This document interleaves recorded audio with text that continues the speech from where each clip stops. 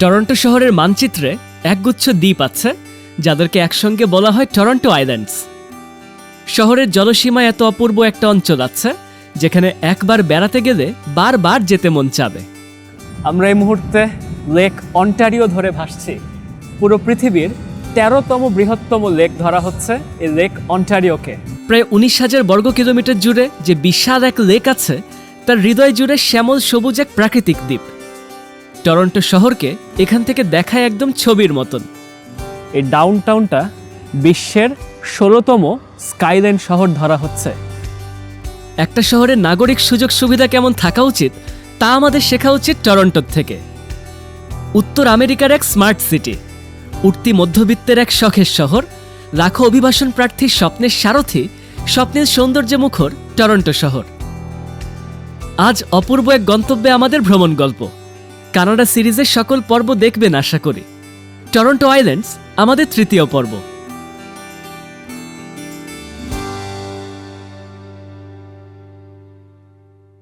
প্রিয় দর্শক, মাত্র বের হয়ে আসলাম টরন্টোর বিখ্যাত ইউনিয়ন স্টেশন থেকে বাইরের দিকে, এবং বের হওয়ার সাথে সাথে এসে পৌঁছে গেছি স্কোশা ব্যাংক এরিনাতে। স্কোশা ব্যাংক এরিনার বাইরের যে করিডোর অঞ্চলটা আছে সেটা ধরে বাইরে যাওয়ার পথ ধরতে হচ্ছে। ফাহিম, এখানে কি হয়? এখানে সবচেয়ে বড় খেলাগুলো হয়। কানাডার মানুষ স্পোর্টস নিয়ে অনেক পাগল। এই মুহূর্তে বাইরে রোদ পোহাচ্ছি। ওই পাশে স্কোশা ব্যাংক এরিনার বাইরের অঞ্চলটা দেখতে পাওয়া যাচ্ছে। টরন্টো স্কাইলাইন আপনারা ইতোমধ্যে দেখতে পাচ্ছেন। আজকে চমৎকার একটা নীলচে দিন, এবং আজকের দিনটা আমরা টরন্টো আইল্যান্ডসের দিকে যাচ্ছি। নিশ্চয়ই খুব সুন্দর একটা অনুভূতি কাজ করবে। টরন্টোর এই জায়গাটাকে স্পেসিফিক্যালি ফাইন্যান্সিয়াল ডিস্ট্রিক্ট বলে, কারণ এখানে সব বড় বড় বিজনেসের মেইন হেডকোয়ার্টার্স এখানে। আর আমরা যদি সোজা যাই তাহলে দেখতে পাবো হইতেছে রজার্স সেন্টার, আর ওইটার নিচেই আছে হইতেছে অ্যাকোরিয়ামস অ্যান্ড সিএন টাওয়ার ওইটার ডান পাশে। আর এখান থেকে যদি আমরা বামে যাই তাহলে আমরা ওয়াটার ফ্রন্ট পাবো, যেখান থেকে হইতেছে ফেরি ছাড়ে, যেখান থেকে আমরা আজকে যাবো হইতেছে টরন্টো আইল্যান্ডে। দর্শক, আপনারা দেখতে পাচ্ছেন আমাদের মিস্টার মিক্সটার্স ওয়ার্ল্ড চ্যানেলের নতুন উপস্থাপক ফাহিম উদ্দৌলাকে। ফাহিম থাকে হচ্ছে কানাডাতে, এবং ফাহিম আমাকে আসলে কানাডাতে আসার পর থেকে বেশ সময় দিচ্ছে। দেখেন আমরা কি চমৎকার শরতের রূপ দেখতে পাচ্ছি। শরতের স্নিগ্ধ কোমল প্রকৃতি, শহরের ডাউনটাউনের ভিতরে একটা আলো ছায়া চলতে থাকে। তার মানে আপনি শহরের ডাউনটাউনের বিল্ডিংয়ের ফাঁক দিয়ে হাঁটতে হাঁটতে কখনো খুব সূর্যের দেখা পাবেন, আবার কোনো জায়গাতে ছায়া থাকবে। এই আলো ছায়ার মাঝখানে যখন শীতের বাতাসগুলো চলতে থাকে, সাধারণত মানুষজন চায় হচ্ছে কত পরিমাণে সূর্যের আলোর নিচে যাওয়া যায়, কারণ বিল্ডিংয়ের ফাঁক দিয়ে ছায়ার তলা দিয়ে খুব শীত লাগে পর্যন্ত। আর এখন ইতোমধ্যে তাপমাত্রাগুলো দিনের বেলায় ৫-৭ ডিগ্রি চলছে যখন আমি ভিডিও করছি, রাত হতে হতে 0 বা -1-এর দিকে চলে যাচ্ছে। ভাই চলেন আমরা রাস্তা পার হই। কানাডা মানুষ আবার ট্রাফিক সিগন্যাল অনেক বেশি মান্যগুণ্য করে চলে, আর এখানের মানুষ ইউজুয়ালি কখনো ট্রাফিক সিগন্যাল ভেঙে নিজে থেকে রাস্তা পার করে অন্য মানুষকে, গাড়ির ড্রাইভারদেরকেও সেফটির বাইরে নিয়ে যায় না, আর মানুষ নিজেরও সেফটি অনেক বেশি মেনটেন করে।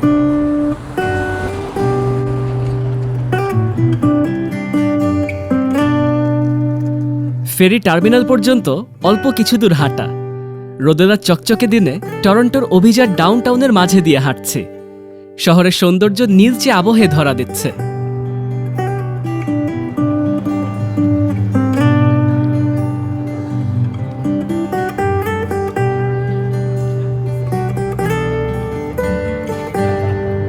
Scan to purchase ferry tickets. আমরা এখন যাব জ্যাক লেইটন ফেরি টার্মিনালে, যেখান থেকে আমাদের ওয়ার্ডস আইল্যান্ডে ফেরি ছাড়বে। ইউজুয়ালি সামার টাইমে সেন্টার আইল্যান্ডের ফেরি ছাড়ে, কিন্তু ফল টাইম আসার সময় তখন সেন্টার আইল্যান্ডের ফেরি বন্ধ করে দেয়, কিন্তু শুধু ওয়ার্ডস আইল্যান্ডের ফেরিতে যাওয়া যায়। কিন্তু ওয়ার্ডস আইল্যান্ড থেকে আপনি সেন্টার আইল্যান্ড পর্যন্ত হেঁটে যেতে পারবেন। আপনার পুরোপুরি অ্যাক্সেস থাকে, যে কোনো জায়গায় যেতে পারবেন হেঁটে, কিন্তু সব ফেরি ওপেন থাকে না, কারণ কি এখন ঠান্ডা পড়তেছে। তারপরেও এখন দেখেন অনেক মানুষ বাহির হচ্ছে, বিকজ মাত্র একটা ফেরি আসছে, আর এখন অনেক মানুষ বাহির হয়ে যাচ্ছে। তারা অনেক বেশি খুশি, তাই না? এখন আপনার এনার্জিটা হইতেছে এফেকশিয়াস, লাইক মানে ইনফেকশিয়াস। মানে বাংলা যত সুন্দর করে বলেন তখন আমারও মনে হয় যে আমিও বাংলা সুন্দর করে বলতে পারবো, কিন্তু যখন বলার চেষ্টা করি তখন আর পারি না। আচ্ছা দর্শক, আমরা এই মুহূর্তে দেখতে পাচ্ছি পাশ দিয়ে অনেক মানুষজন হেঁটে পার হয়ে যাচ্ছে। আমরা দুপুর 2টার ফেরিটা ধরতে চেয়েছিলাম, কিন্তু এখন চিন্তা করছি একটা কাজ করে আরও আধা ঘন্টা পরে একটা ফেরি আছে, একটা কফি খাই, 2:30টার ফেরি ধরছি। আর এখানে কত করে জানি পড়ে?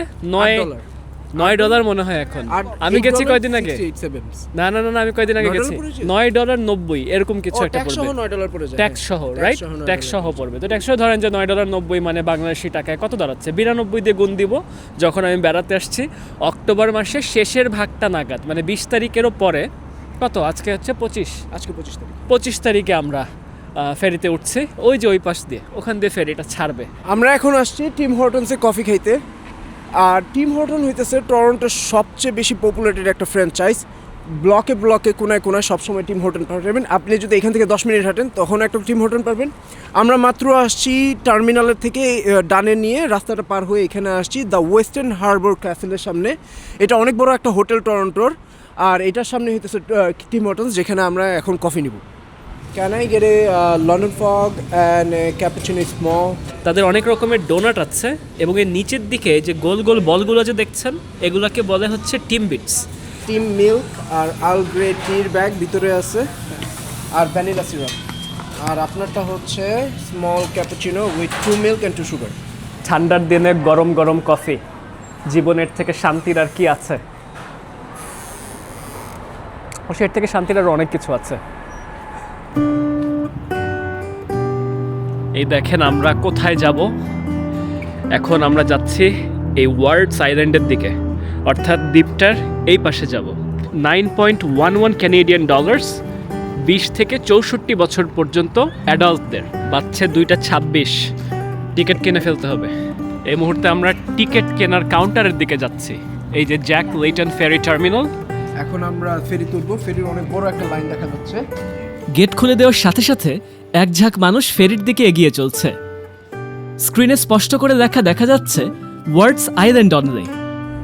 এই ফেরিতে এটা প্রথমবারের মতন না, আমি এর আগেও কিন্তু যাত্রা করেছিলাম আপনার এই আইল্যান্ডের দিকে, এবারও যাচ্ছে। ফেরিতে ওঠার সাথে সাথেই লোকজন স্কাইলাইন ভিউ পাশটার দিকে ছুটে চলে, কারণ সেদিক দিয়ে দৃশ্য সবচেয়ে সুন্দর দেখা যায়।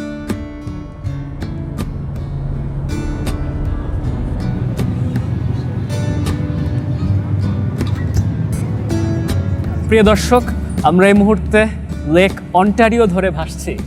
পুরো পৃথিবীর 13তম বৃহত্তম লেক ধরা হচ্ছে এই লেক অন্টারিওকে। আমেরিকা এবং কানাডার যে গ্রেট লেক সিরিজ আছে, এই গ্রেট লেকসের 5টা লেক আছে। এই 5টা লেকের ভিতরে যেরকম একটা লেক থেকে শুরু হয়ে আপনার লেক মিশিগান, পরবর্তীতে লেক ইরি, লেক হুরন, লেক অন্টারিও, এরকম করে অনেকগুলো লেক হয়ে থাকে। লেক অন্টারিও হচ্ছে গ্রেট লেক সিরিজের সর্বশেষ লেকটা। লেক ইরি থেকে জল টেনে নিয়ে আসছে, সেটা এই লেক অন্টারিও হয়ে পরবর্তীতে সেন্ট লরেন্স নদী ধরে এক পর্যায়ে আটলান্টিক মহাসাগরে গিয়ে পতিত হচ্ছে। এই লেক অন্টারিওর ঠিক অন্য পাশটা জুড়ে আমরা ইতিমধ্যে কানাডার টরন্টো শহরের স্কাইলাইনটাকে দেখতে পাচ্ছি। দেখতে কতটাই না সুন্দর লাগছে টরন্টো শহরের স্কাইলাইন, রোদের আলোয় ঝলমল করছে এবং আমাদের আশেপাশে দৃশ্যগুলোকে দেখতে খুবই ভালো লাগছে। অল্প একটু যাত্রা আর কি, ওখান থেকে শুরু করে একটু আগালে কিন্তু যাত্রা শেষ হয়ে যাচ্ছে।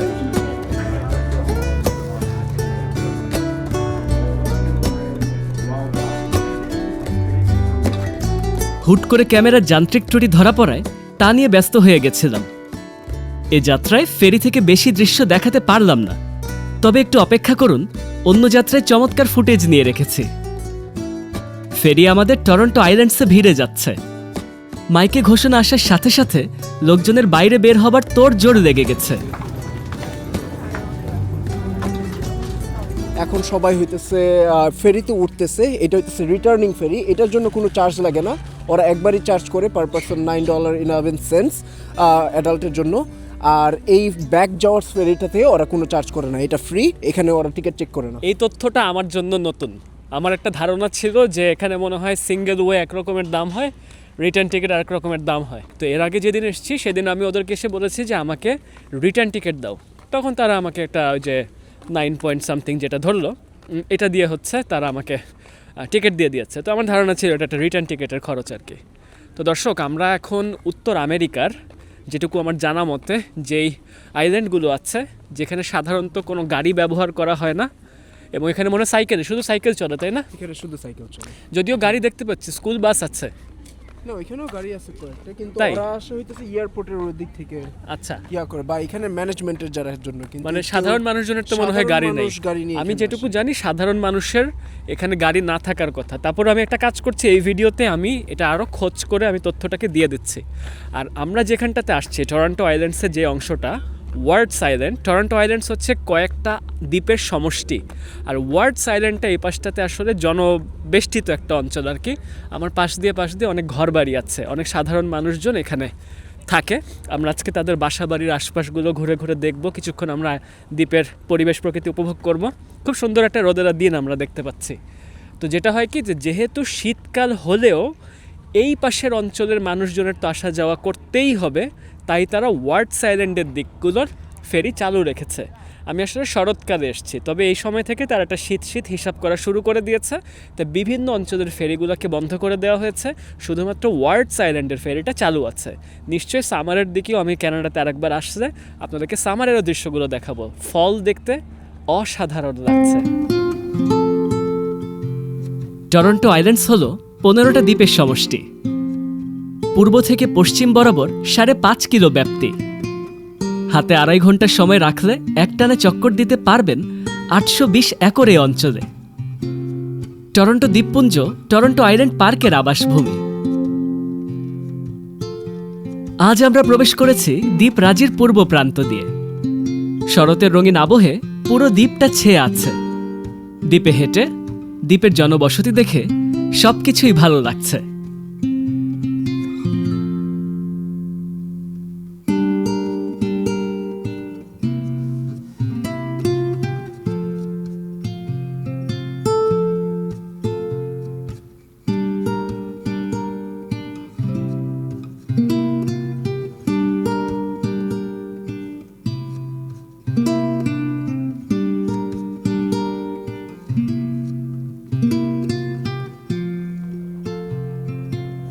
প্রিয় দর্শক, আমার পাশ দিয়ে যেসব বাসা বাড়ি দেখতে পাওয়া যাচ্ছে, এইসব বাসার ভিতরে মানুষ গড়েছে তার সুখের, তার স্বপ্নের নীড়। এই দ্বীপে প্রায় 700-র কাছাকাছি মানুষজন বসবাস করছে। আর এই 700-র কাছাকাছি জনগোষ্ঠী প্রায় 250-র মতন বাসা বাড়িতে অবস্থান করছে। মানে এইসব প্রতিটা বাড়ির ভিতরে 2 থেকে 2.5 জন করে মানুষজন গড় পড়তায় বসবাস করছে বলে ধরে নেওয়া যাচ্ছে। দেখেন কীরকম লাগছে এখানকার বাসাগুলো। ছোট ছোট বাড়ি, কোনো বাড়ি সাদা, কোনো বাড়ি কালো। যেমন আমার ঠিক এই পাশটা দিয়ে যে বাসাটা দেখতে পাওয়া যাচ্ছে, এই বাসার একটা কাঠের প্যাটার্ন দেখছি। কাঠ দিয়ে সজ্জা করে রাখা আছে। আমি ক্যামেরাম্যানকে একটু এখানে দাঁড়িয়ে আমি এই পাশটা পার হয়ে যাই। দেখেন এদিক দিয়ে যেসব ঝাড় আছে, এক একটা ঝাড়ের পাশ দিয়ে বাসা বাড়ি। যেমন গ্রাম্য বাড়ির যেসব আদল হয়ে থাকে না। ফাইম একটু এই পাশ থেকে ক্যামেরাটা ধরো, দেখেছেন এই পাশ দিয়ে কি সুন্দর লাগছে, কি অপূর্ব লাগছে। লরা শেফার্ড লেখা আছে এই বাসার। আমি একটু এই পাশটা থেকে প্রবেশ করি। লেক অন্টারিও ঘিরেই, আসো ক্যামেরাম্যান চলে আসো, লেক অন্টারিও ঘিরেই এই অঞ্চলের মানুষের বসতি। আমার চোখের সামনে বরাবর একটা দ্বীপের মতন লাগছে, যেন লেক অন্টারিওর এপাশের অঞ্চল। আসলে সত্যি বলতে এটা দ্বীপই, কিন্তু জানেন এটা কিন্তু মূলভূমি ছিল। কোনো না কোনো একটা সময়ে এই টরন্টো আইল্যান্ডস মূলভূমির সঙ্গে সংযুক্ত ছিল। অনেক আগে একটা সময় মূলভূমির সঙ্গে সংযোগটা বিচ্ছিন্ন হয়ে গেল, এবং সে অনেক আগেটা খুব বেশি দিন হয়নি, ধরেন এটা 150 বছরের কিছু বেশি সময় আগে। তখন থেকে এই জায়গাটা সত্যিকার অর্থে একটা দ্বীপে রূপান্তরিত হয়েছে। এপাশ দিয়ে দেখছি কত মানুষজন হেঁটে হেঁটে বেড়াচ্ছে। একদম চোখের সামনে বরাবর দেখেন কি সুন্দর সৈকতময় পরিবেশ বিরাজ করছে। প্রায় 19,000 বর্গ কিলোমিটার জুড়ে এই লেক অন্টারিওটা, যেটাকে দেখতে অনেকটা সমুদ্রের মতন লাগছে। দেখেন নীলের সঙ্গে সাদা মিলেমিশে আজকে যেন একাকার হয়ে গেছে। ভালোবাসাময় পরিবেশ, ভালোবাসাময় প্রকৃতি। খুবই ভালো লাগছে আজকে এই পার্টটাতে বেড়াতে এসে।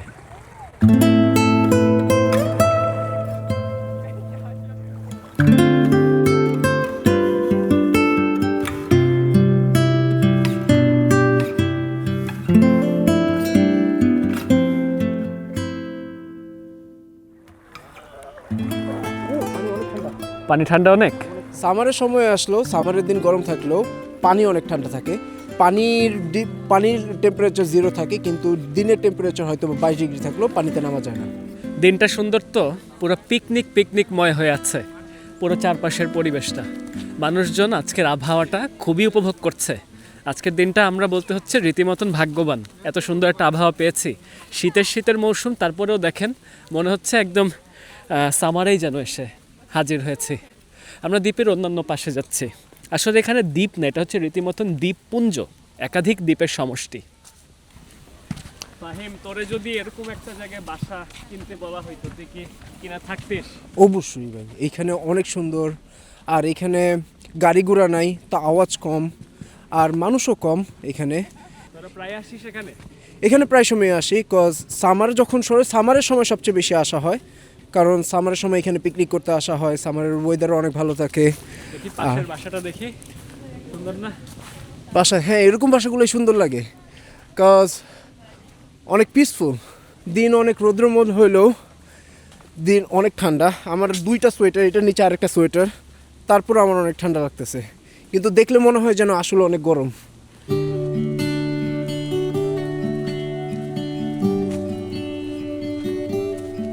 দেখেন চারপাশের পরিবেশ কতটাই না ভালো লাগছে।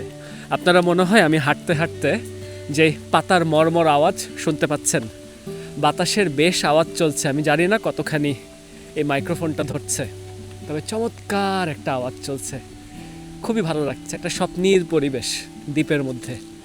আবহাওয়া যখন এরকম ভালো থাকে, রোদ থাকা সত্ত্বেও যখন ঠান্ডা ঠান্ডা পরিবেশ থাকে, খুব ভালো লাগে। ফাহিম একটু আগে বলছিল যে ও মোটা মোটা জামা পরে আছে, আমিও যেটা পরেছি বেশ মোটা, এটার ভিতর আরেকটা জামা আছে, সাথে একটা অতিরিক্ত জ্যাকেট এনেছি। যখন শীত আরও বাড়তে থাকবে তখন সেই জ্যাকেটটা বেশ কাজে দিবে। শুধু আমরা এখানে একা নাই, এই রাস্তার মধ্যে আরও অনেকজন মানুষ আছে। প্লিজ গো হ্যাঁ, ইটস অলরাইট। মানুষজন অনেক সময় ভাবে যে থামা ঠিক হবে কিনা। আমরা একটা কাজ করি না, এদিক চলে যাই। এদিকে আমরা যেরকম দেখতে পাচ্ছি, এই পাশ দিয়ে পথটা আবার দ্বীপের মূল পথের দিকে, মানে একটা মূল সড়কের দিকে চলে যাচ্ছে। একটু যদি দেখাই দেই, এখান থেকে যে ট্রেলার ধরে লোকজন হাঁটছে না, তারা আবার এখান থেকে লেক অন্টারিওর দৃশ্য দেখতে দেখতে সোজা ওই পথ ধরে চলে যেতে পারবে। আমি এর আগে ওই পথ দিয়েও হেঁটেছি, খুব ভালো লাগে, খুব সুন্দর একটা অনুভূতি কাজ করে।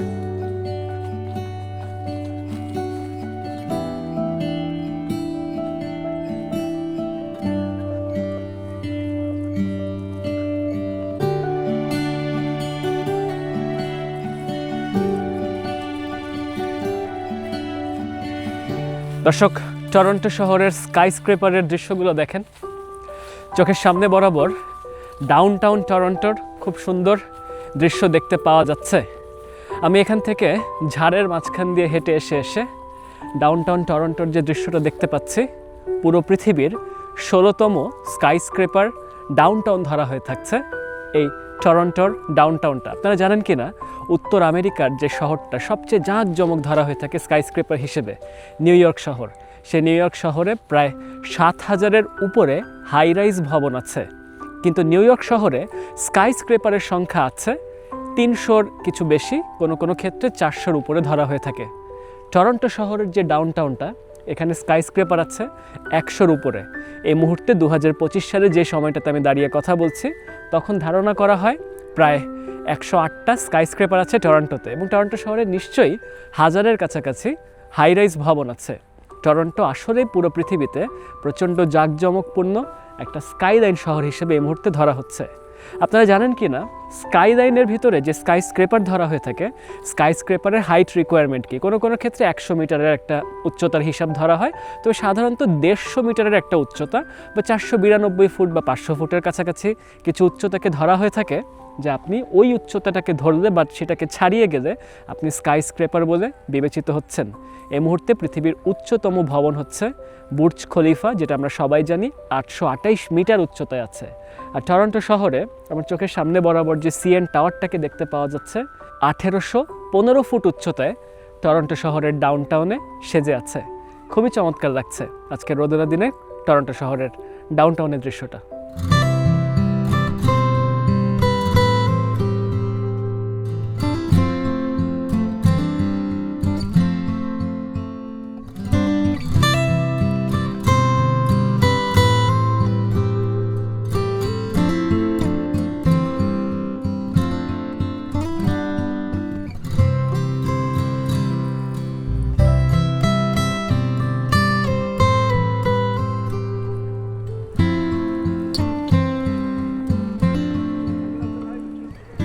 আপনাদেরকে এই মুহূর্তে বাইক রেন্টাল খরচ বলি।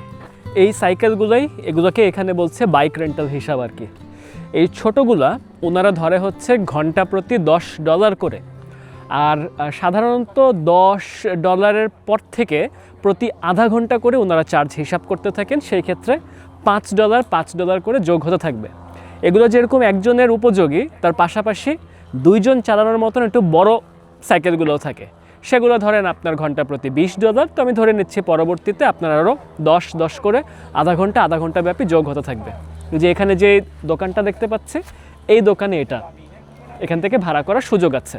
তবে এই মুহূর্তে বলছে যে প্রচুর মানুষজন, আজকে বাইকের ডিমান্ড খুব বেশি ছিল, কারণ আবহাওয়া ভালো, তো অনেক ছেলে পেলে এসছে, তাই আজকে সাইকেল আর পাওয়া যাচ্ছে না।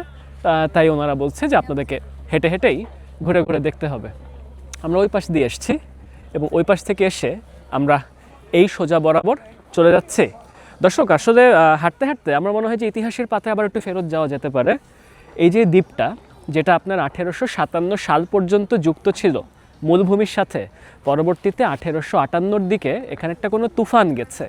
সেই সময় মূলভূমির সঙ্গে যে সংযোগটা ছিল, এটা একটা সরু সংযোগ ছিল, সেটা পরবর্তীতে বিচ্ছিন্ন হয়ে গেছে এবং সে বিচ্ছিন্ন হওয়ার পর থেকে দেখা গিয়েছে যে এটা সত্যিকার অর্থে একটা দ্বীপে রূপ নিয়েছে। এইটাকে একটা রেস্তোরাঁ ধাঁচের কিছু মনে হচ্ছে। The Riviera words island kitchen লেখা আছে।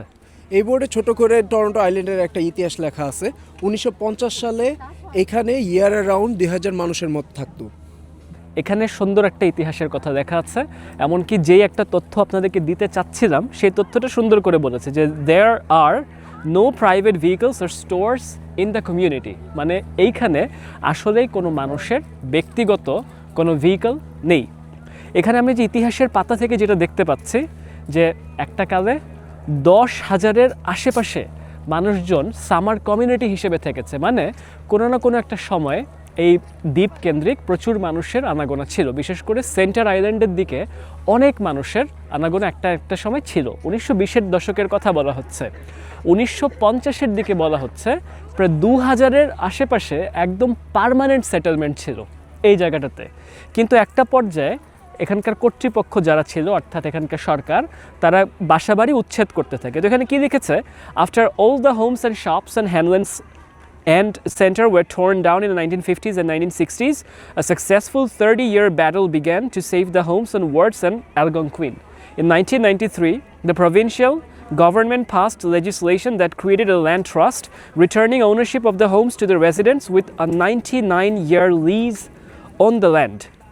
তার মানে বোঝা যাচ্ছে যে এখন একটা 99 বছরের লিজ চলছে এবং সেটার আওতায় অনেকগুলো বাসাবাড়িকে এখানে থাকার ব্যবস্থা করে দেওয়া হয়েছে, যার মাধ্যমে এখন এখানে একটা কমিউনিটি আছে এবং সরাসরি বলা হচ্ছে 250-র উপরে যে বসবাসের জায়গা আছে, 262টা ঘরের কথা সরাসরি বলছে। তবে ঘর সংখ্যা তো বাড়তে বা কমতেও পারে। 700-র মতন মানুষজন এই দ্বীপে বসবাস করছে। ঠিক আছে, জবে ফেরত যাচ্ছিস? ইনশাআল্লাহ কালকে দেখা হবে। ঠিক আছে, ওয়ালাইকুম আসসালাম। ফাহিম জব করে তো, তাই ওকে চলে যাওয়া লাগে। এখন যেটা হলো যে পুরা 2-2টা ব্যাগ আমার কাছে, আর ফাহিম চলে গেছে এখন ওর জবের দিকে। আমি এখন আইল্যান্ডটা হেঁটে হেঁটে নিজে নিজে একটু ঘুরে দেখতে থাকি।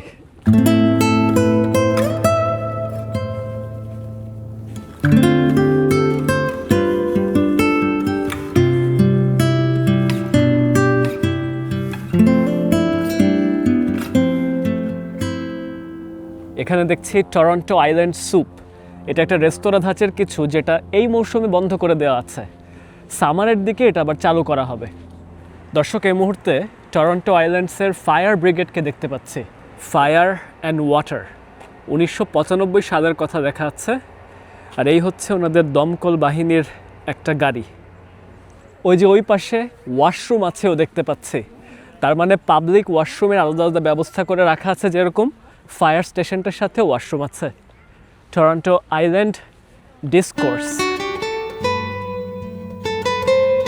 টরন্টো আইল্যান্ডসের গাছপালা সম্পর্কে বলি। পূর্বাঞ্চলীয় কটনউড, ক্র্যাক উইলো, লাল এবং রূপালি ম্যাপল, আমেরিকান এলম, ইউরোপীয় বীচ বৃক্ষ, কালো আখরোট, ক্যাটেল, বিভিন্ন পদের ঘাস, গুল্ম, ঝোপঝাড়, আরও নানা পদের চেনা অচেনা উদ্ভিদ বৈচিত্র্য আছে।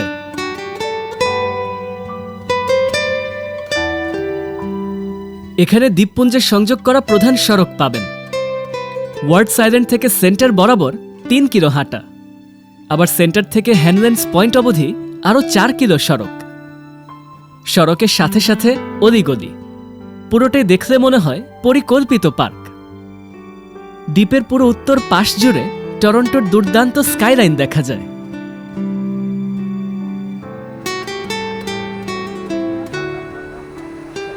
আমি এই মুহূর্তে সেন্টার আইল্যান্ডের সৈকতে।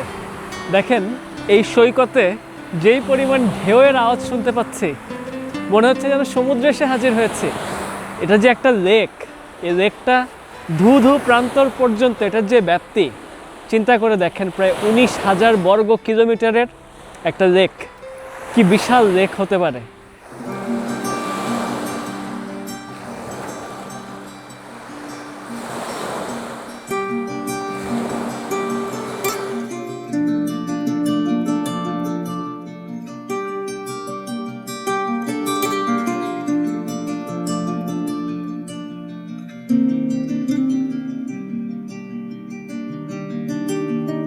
দর্শক, আমি এই মুহূর্তে সেন্টার আইল্যান্ডসের যে ওয়াকওয়েটা আছে সেটার একদম শেষ প্রান্তে, যেখান থেকে লেক অন্টারিওকে দেখতে রীতিমতন সমুদ্রের মতন লাগছে, সেই জায়গাটাতে দাঁড়িয়ে আছি।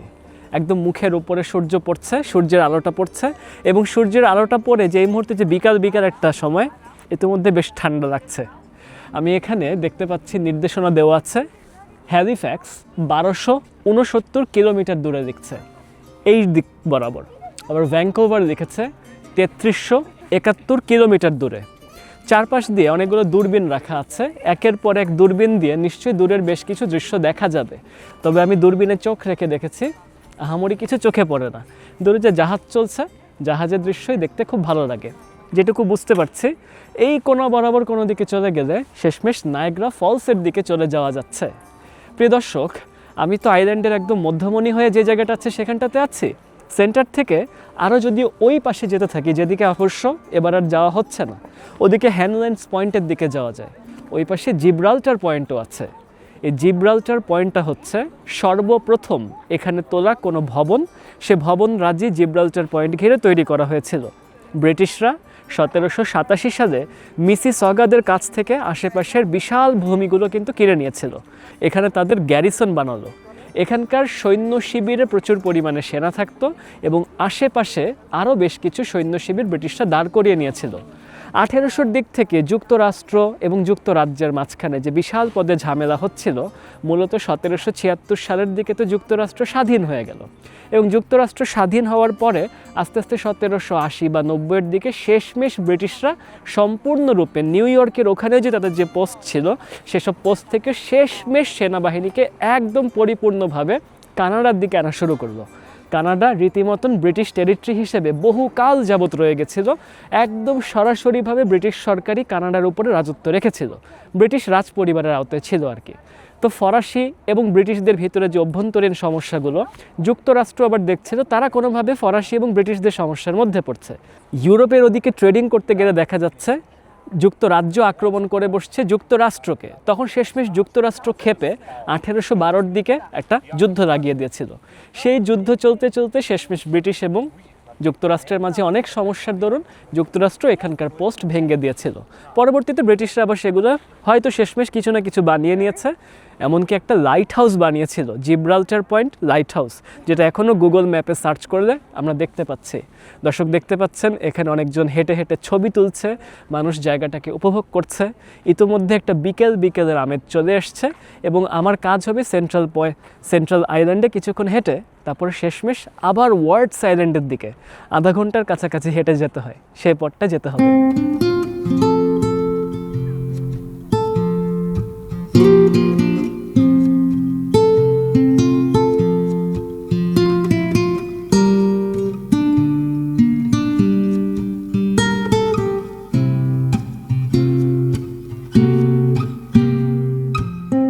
বাচ্চা এখন 6:10, আর 6:40 বা 45-এর ভেতরে একটা ফেরি চলে আসবে ওয়ার্ডস আইল্যান্ডে। তাপমাত্রা দেখাচ্ছে 9 ডিগ্রি বাইরে, আর রাত হতে হতে 0, 1 এরকম নামতে থাকে। হাঁটতে হাঁটতে এই পাশে একটা ভিউ পয়েন্টের দিকে চলে আসছি। এটা ঠিক মাঝপথে, অর্থাৎ সেন্টার আইল্যান্ড এবং যে ওয়ার্ডস আইল্যান্ড, দুইটার মাঝামাঝি এখান থেকে শহরটাকে দেখতে কি সুন্দর না লাগছে। এই যে ফায়ার স্টেশনটাকে আবারও দেখতে পাচ্ছি, ফায়ার স্টেশনটাতে এখন আলো জ্বলে উঠেছে।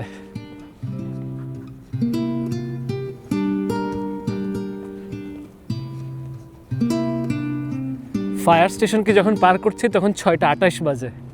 এদিকে দেখেছেন ওয়াটার ট্যাক্সি, ফেরি নির্দেশনা দেওয়া আছে। এই পাশ দিয়ে শহরের দৃশ্যটাকে দেখতে কতটা সুন্দর লাগছে। দর্শক, একদম সময় মতন এসে পৌঁছে গেছি ফেরি টার্মিনালে। দেখেন এখানে কত কত মানুষজন অপেক্ষা করছে ফেরিতে ওঠার জন্য। এদিক দিয়ে শুধু দৃশ্যটা দেখেন, আকাশে নীল, হলুদ আর কমলা সব কিছু দেখতে কি চমৎকার লাগছে। আবহাওয়াটাই পাল্টে গেছে একদম। আর এই পাশটা দিয়ে দেখেন শহরের স্কাইলাইনের দৃশ্য, এরকম গধূলি বেলায় অপূর্ব লাগছে, একদম অপূর্ব লাগছে।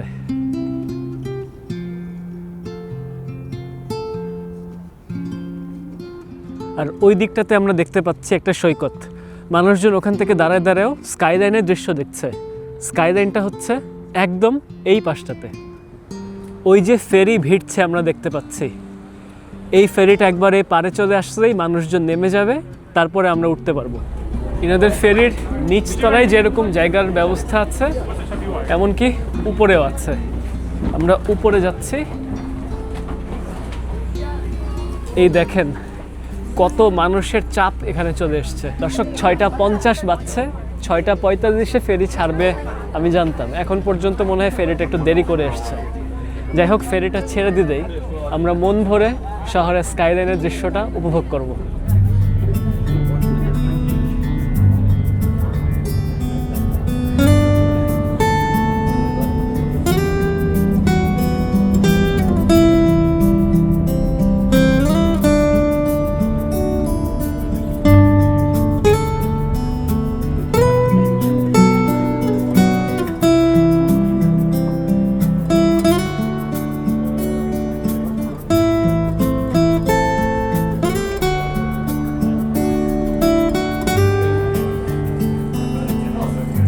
ফেরির নিচের ভাগটাতে গরম, উপরের ভাগটাতে একদম ঠান্ডা। নিচে এসে অনেক শান্তি লাগছে। বাইরের দিকে দেখেন বিভিন্ন ভবনে যে রাতের বেলায় বাতি জ্বলে উঠেছে, দেখতে কতটাই না সুন্দর লাগছে। যেই জ্যাক লেইটন ফেরি টার্মিনাল, যেখান থেকে আমরা সর্বপ্রথম টিকিট কাটলাম, ফেরিতে গিয়ে উঠলাম, সেই টিকিট টার্মিনালটা সরাসরি ঠিক ওইখানে অবস্থান করছে। আজকের দিনে আমরা তো আসলে দেখলাম হচ্ছে একদম দুপুর বেলা থেকে শুরু করে বিকেল বা সন্ধ্যা অবধি টরন্টো আইল্যান্ডসের দৃশ্য বা বাইরের দৃশ্যগুলো। তবে এর আগে একটা দিন ছিল যেদিন আমি টরন্টো আইল্যান্ডসে বিকেলে গিয়েছি এবং একদম সন্ধ্যা পার করে রাত পর্যন্ত থেকে এসেছি। আসেন একটা কাজ করি, এখন ছোট করে আমরা বিকেল থেকে রাতের ভাগে টরন্টো আইল্যান্ডসের সেই দৃশ্যগুলো কিছুক্ষণ উপভোগ করে আসি। সেবারে যাত্রার শুরুটা বিকেলে, মনে হয় বিকেল 4:45। টরন্টো স্কাইলাইনের জম্পেশ দৃশ্য দেখছে। উত্তর আমেরিকার তৃতীয় সেরা উঁচু শহর, আর তার সামনেই সুবিশাল জলপথ। লেক অন্টারিও প্রায় 300 কিলো লম্বা, গভীরতাও প্রায় 300 ফুট, সর্বোচ্চ 800।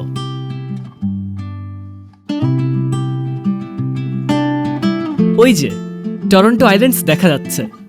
ফেরি থেকে দেখতে আহামরি কিছুই না, তাই লোকে ফেরির উল্টো পাশে বেশি দাঁড়াচ্ছে।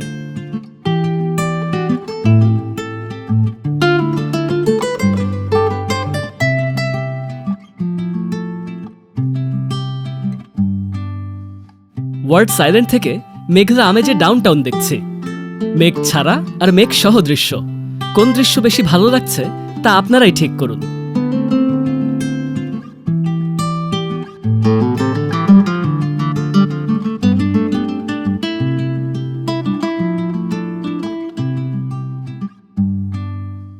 এই দিন লেক অন্টারিওর পাশ দিয়ে হেঁটেছিলাম।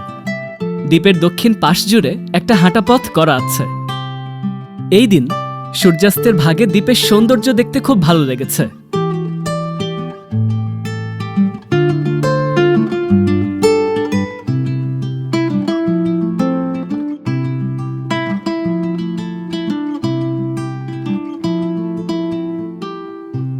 প্রিয় দর্শক, আমার পিছে দিয়ে টরন্টো শহরের ডাউনটাউন রাতের আধারে জ্বলজ্বল করছে। যে জায়গাটাতে এই মুহূর্তে দাঁড়িয়ে আছি, টরন্টো আইল্যান্ডসের যে সেন্টার আইল্যান্ডটা আছে, সেন্টার আইল্যান্ডসে এই মুহূর্তে যখন আমি বেড়াতে এসেছি, এই ফল মৌসুমটাতে বোটের আনাগোনা বন্ধ করে রাখা আছে। খেয়াল করে দেখছেন, পুরো কৃষ্ণকায় যেন নীরবতা। এপাশ থেকে দাঁড়িয়ে দাঁড়িয়ে একদম অন্ধকারের মাঝে দাঁড়িয়ে ওই পাশে শহরের বাতিগুলো যে মিটিমিটি জ্বলছে, দেখতে খুবই ভালো লাগছে। চোখের সামনে দিয়ে বিশ্ববিখ্যাত সে সিএন টাওয়ার, উত্তর আমেরিকার সবচেয়ে উঁচু টাওয়ারগুলোর একটা, দেখতে কতটাই না ভালো লাগছে। তার পাশ দিয়ে টিডি ব্যাংকের হেডকোয়ার্টার যেটা আছে, সেই টিডি ব্যাংকের ভবনটা বেশ সুন্দর করে আলো জ্বলছে, দেখতে খুব ভালো লাগছে। ওই যে নীল করে যে বাতিটা জ্বলছে, সেটা হচ্ছে রজার্স সেন্টার, খুব বিখ্যাত। এটা একটা কমপ্লেক্স, এখানে স্টেডিয়াম ধাঁচের এখানে ব্যবস্থাপনা আছে। আর সামগ্রিকভাবে টরন্টোর ডাউনটাউনটা রাতের আধারে দেখতে খুবই ভালো লাগছে। দর্শক, ফিরতি ফেরি ধরেছি। রাতের ভাগে টরন্টো শহরের আলোর প্রদর্শনী দেখছি। আজকের যাত্রার গল্পটা এই পর্যন্তই। পরের ভিডিওতে আমরা নায়াগ্রা ফলসের অপূর্ব রূপ দেখব। ভিডিওটি ভালো লেগে থাকলে অবশ্যই লাইক দিয়ে সাথে থাকবেন, আর আপনার মূল্যবান মতামত কমেন্ট সেকশনে জানিয়ে দিবেন। তো দেখা হচ্ছে পরের পর্বে। সবাইকে ধন্যবাদ।